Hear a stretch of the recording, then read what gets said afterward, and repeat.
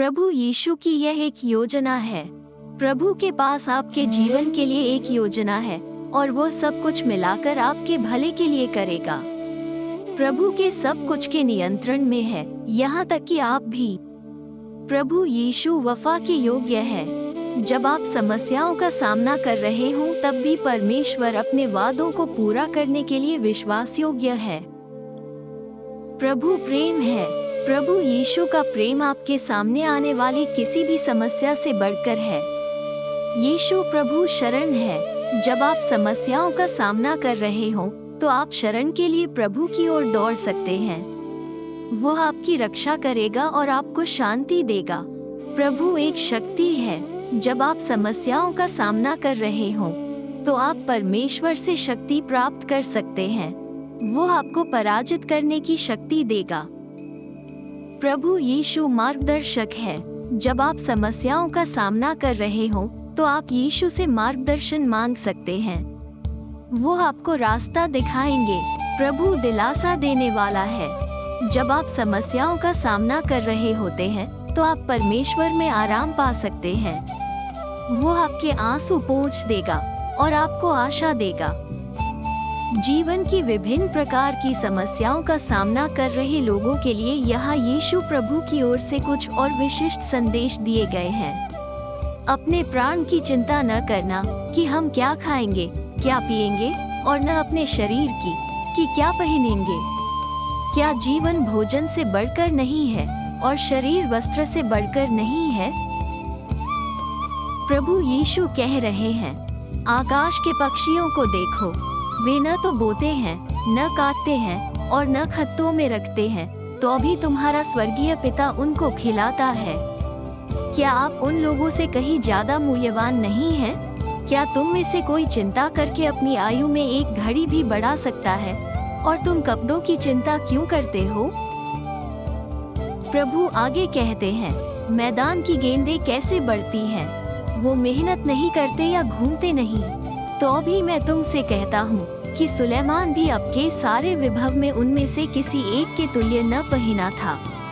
परंतु यदि परमेश्वर मैदान की घास को ऐसा वस्त्र पहनता है जो आज है और कल आग में झोंका जाएगा, हे अल्पविश्वासियों, क्या वह तुम्हें और अधिक न पहनाएगा?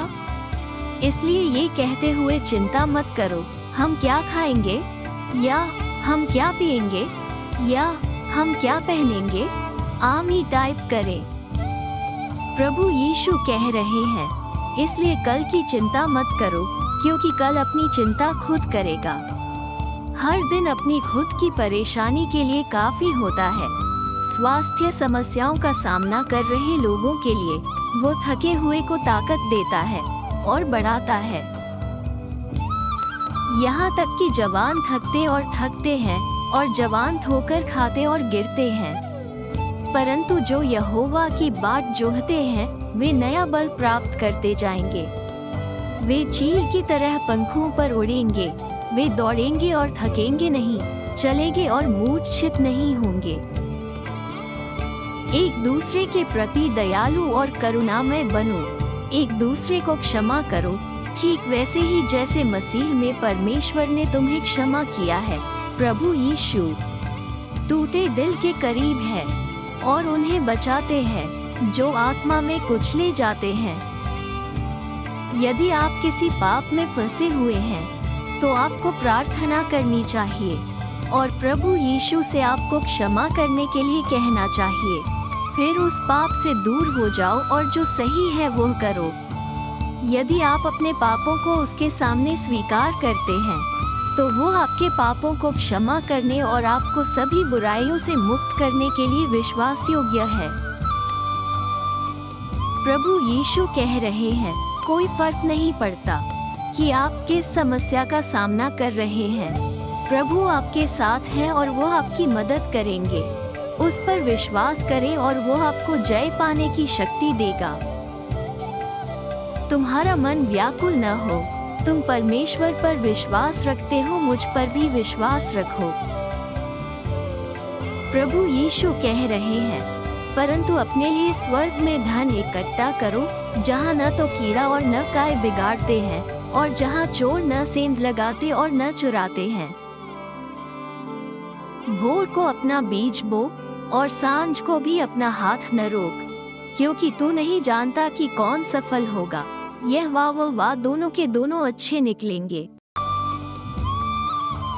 धन्य है वो जन जिसे यहोवा दोषी न कहे। धन्य है वो जन जो अपने गुप्त पापों को छिपाने का जतन न करे।